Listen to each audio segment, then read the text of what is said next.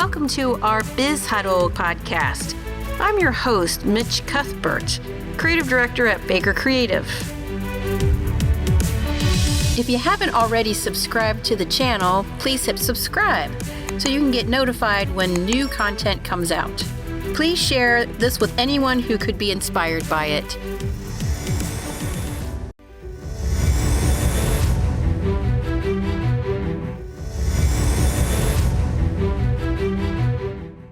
Welcome, Dr. Paula. Thanks so much for being on our podcast. Thank you, Mitch, for inviting me. I'm so honored to be here and just really grateful for the opportunity. Thank you. Well, you have so much to share. And what attracted you to counseling and mental health therapy as a career? All right. So not a long story, but I'll keep a long story short. At first, Mitch, believe it or not, I wanted to be an attorney. When I went to school at the University of Virginia, and at that time, a lot of my friends were law school bound, and so I was like, "Hey, I should go that route too." And took the LSAT and studied really hard and applied to law school, and door after door closed like nothing. And I would say I was not used to that. I was used to kind of getting into programs or schools I would apply to, so I was devastated, to say the least. But it did cause me some pause and asked my people, my support system around me, like, what do you think I'm good at, right? And at that point, many of them, the answers that were coming back is like, you're a good listener, you give really good advice, you're a problem solver. And so I started looking at programs. I'm like, well, maybe I don't want to be a counselor of law. I may just want to be a counselor. And started looking into counseling programs, and literally the first place that I applied to, I got in, and that's where I went to school.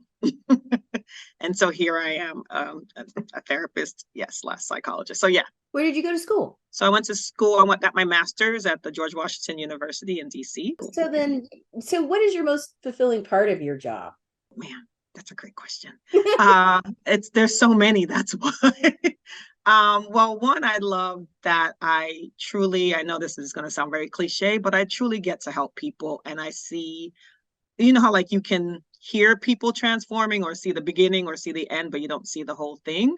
I get to see the beginning, the middle, and the end of someone's transformation. And to me, that just means everything. It's like seeing, that butterfly seeing them become a butterfly and flying and just doing things that they never thought they could do as an individual. And I would say the same for organizations, right? Like an organization would come to us and just really need some help around like their workplace wellness initiatives or behavioral health, or helping their employees and seeing where they were before and then seeing where their employees are now.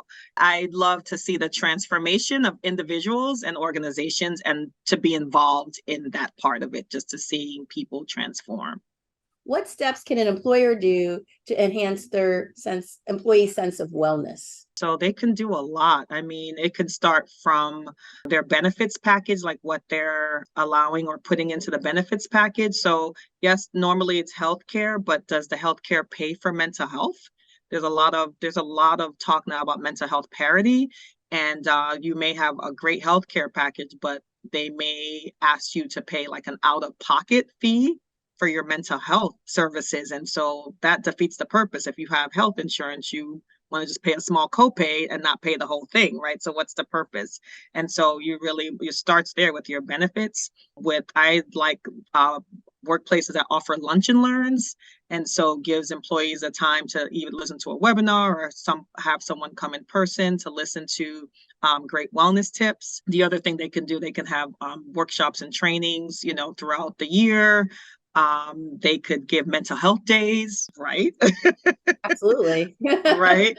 And there's just so much that they can do. But I think when employers really see the need for wellness, I feel like people, they really can retain their staff.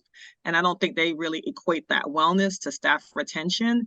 And so really looking into those wellness programs is something that I feel like employers can do. So when an employer or an individual is interested in a service, how do they ensure it's the right fit? That's a good question. They would need to know their staff and their teams, right? And know what what they're hearing around the office. So, oh, I'm overwhelmed, I'm stressed, I'm burnt out, right? And so that would indicate that you may need to look at a robust stress management program, right? And just really taking the time to listen to the people, listen to what your managers are reporting up, right? About how the team has been feeling, right? And also just look at even the time of year. I know the holidays are coming up, and usually that's a joyous time, but for many people, it becomes very stressful as it brings up a lot of loss and grief and sometimes trauma. So really even looking at it seasonally as well. What do you think the lingering effects of COVID has been? It's been this is such a hard topic for me because I do see our young people struggling. I know everyone is struggling, but I feel like it has had a tremendous impact on our, I would say, children, adolescents, and our young adults in college, as you have to think about COVID really took away like 2 to 3 years of their development to include their social development. And for them to miss that time, I really feel like it impeded their growth. And now we're starting to see some outpouring of that, some outcomes, increased agitation, anger, depression, violence.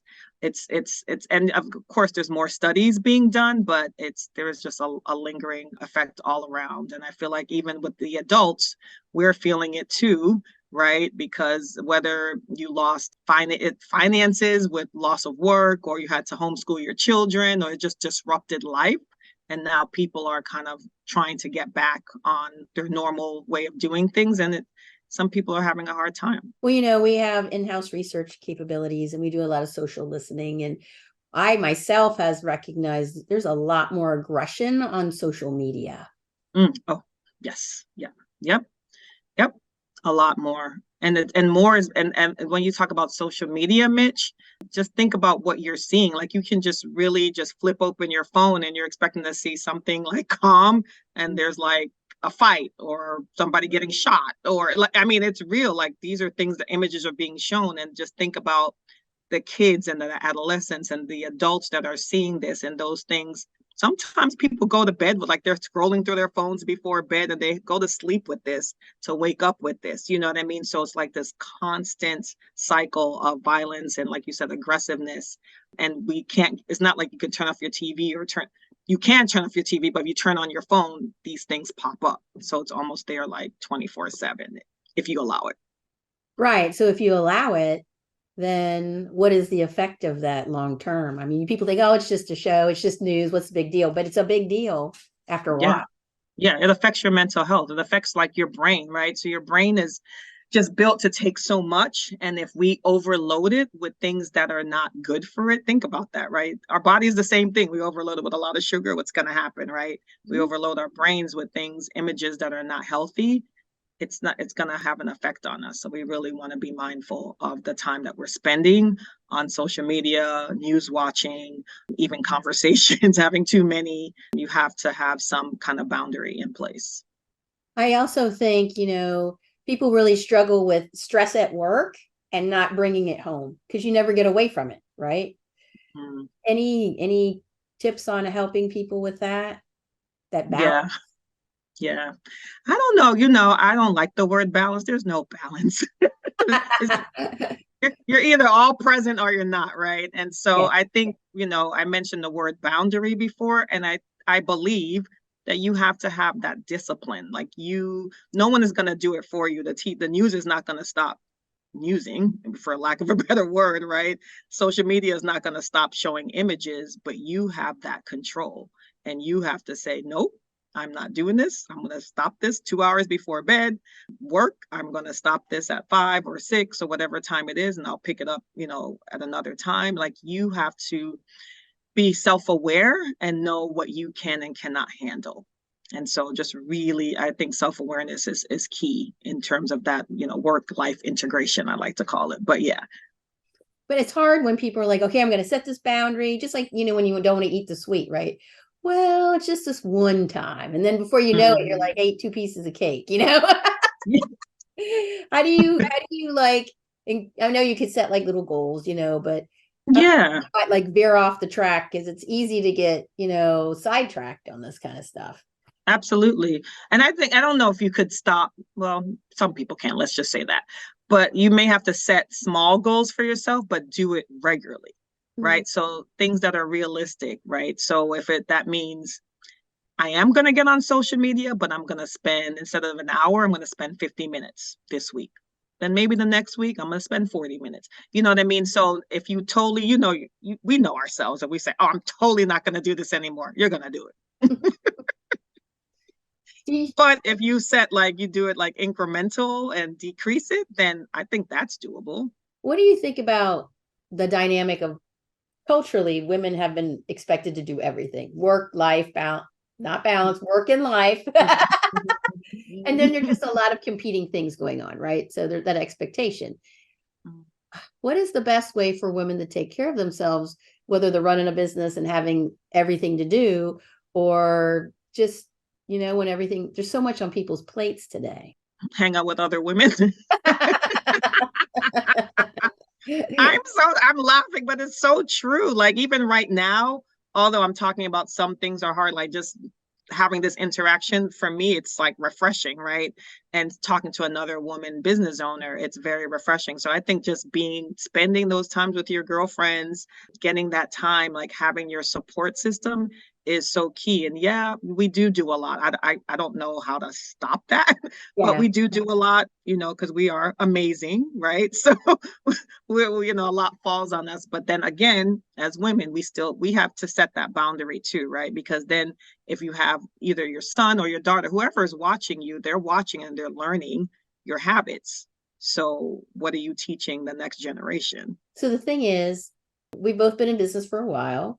What is the biggest mistake do you think you see other women in business or C-suite make? I can talk about myself. I don't know about everybody, but not delegating enough. Mm-hmm. I think I see that. I've heard it from other people, but I'll just speak about me.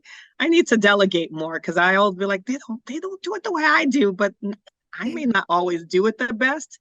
And I just have to trust my team that they will do it and do it in an amazing way. And it may not be the way that I do it, but they're going to do it well and it's going to get done. And so I think really taking the time to delegate and to trust more would be the thing that I would say. How does PACE differ than other practices? I would say that we're really cool. We're a great organization. No, we have really amazing, amazing team members. And I think the people make the organization, right? And so I would say my team, honestly, Mitch, they rock. They're just amazing. They're passionate about what they do. And not saying people in other organizations don't, but for the work that we do and the type of work that we do, we really do have passionate mental health professionals and trainers on board. What also sets us apart is that usually what I find is usually that there's how can I say this? There's companies that provide a mental health service, but they don't really look at the organization as well. So, but we do both because people work in organizations. Right? Yeah. And so we thought it was just important to not only have this private practice side, but have this organizational side too, because you do bring yourself to work, right? And a lot of the people that we work with do some high level jobs. They're working in federal agencies and they're working in schools, right? They're working in places where the work matters. So you want them to be healthy as possible.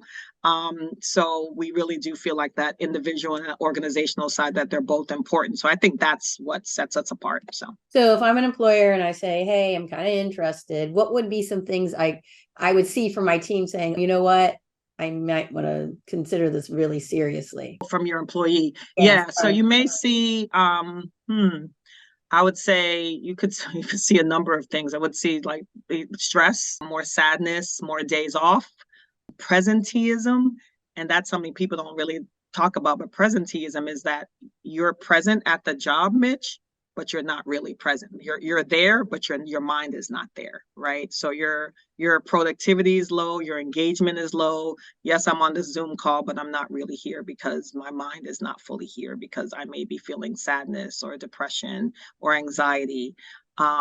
So you may start to see some of that. I would say the thing that you would also notice, like I said, the increased days off, like taking more sick time or them not feeling well.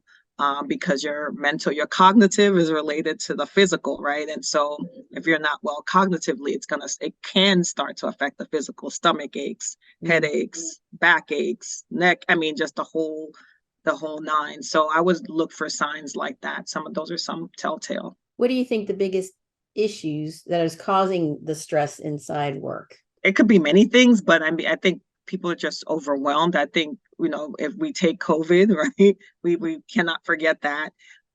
We take People are starting to leave the workforce. That's another result of COVID. People are leaving at a rapid pace. So now the workload for those that are there is higher. So it's becoming overwhelming.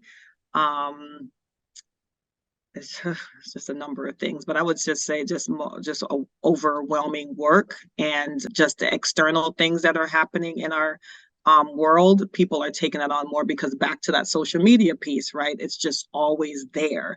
And so, like, while you may not feel that you're thinking about something, it's here somewhere, right? It's in the back of your mind, and it's affecting you or your child or your spouse, right? And so you're taking that on as well. I found it interesting. Both you and I are graduates of the TUC program. Yay! Yay!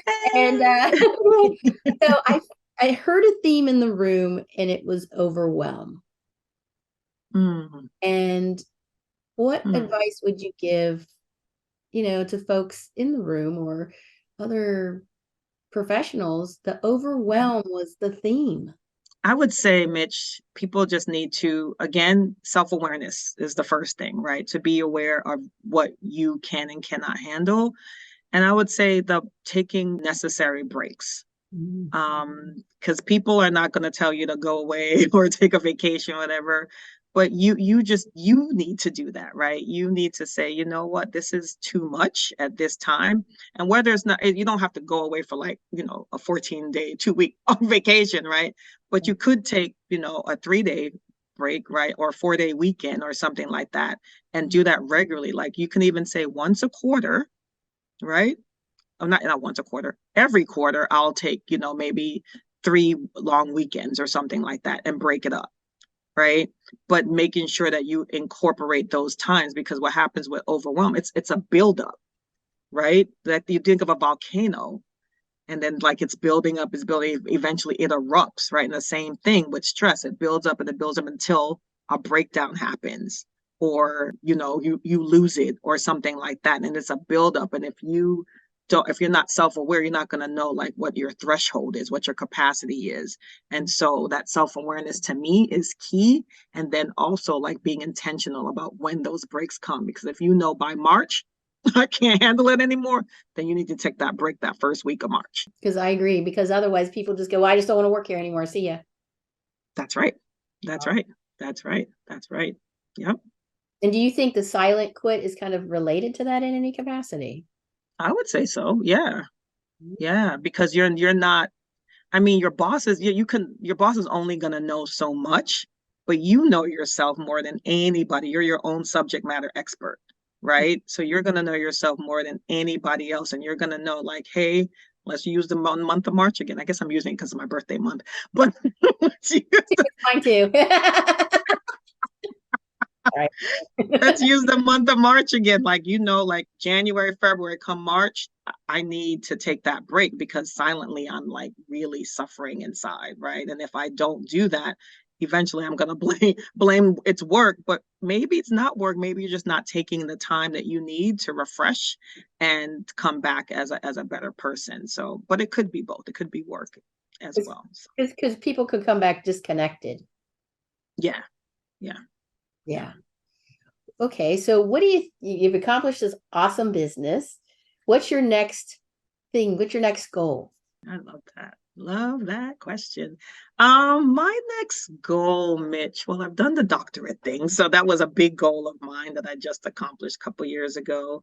I want to continue to build the business. I want it to have greater impact. I think I'm at that stage where I spent 4 years in school, and I felt like I didn't have enough time on the business. Now I can really focus on it more. And I want us to have more impact. Like we're known regionally, like in our area, but I'd like us to be known nationally, and not just known, but have that impact nationally. Because I feel like there's a lot of work to be done, and not that other organizations can't do it, but it's not us, right? So I feel like we could grow and have impact on a national level with the work that we're doing in mental wellness. Psychological safety, DEI, workplace wellness, all of those things. Yeah, that's where I'd like us to go. And personally, I just want to stay healthy. I want to be healthy so I can continue doing the work. Yeah, and then have good retirement so I can enjoy so I can enjoy some of the fruit of this labor. Which leads to my last question. When it's all said and done, what kind of legacy do you want to leave? It would be definitely family and community. I really want I have 2 boys, 2 amazing young men, and I want them to see that their mom put their all, right? Not only that they were taken care of, that I was present for them, and also financially and emotionally. But then she also had an impact on our community and our world. That's a pretty awesome goal there, man. That's pretty awesome. Well, I really appreciate coming on our podcast. You had some wonderful advice, and I think it'll help a lot of people. Yeah, no, again, thank you, Mitch, for this opportunity. It was amazing talking with you.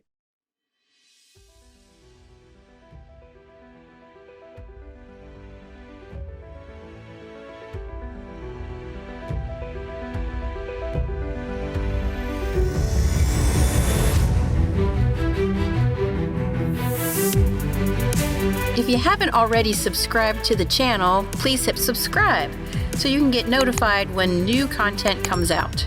Please share this with anyone who could be inspired by it, and feel free to post any questions so we can be inspired by new content. Thanks for listening.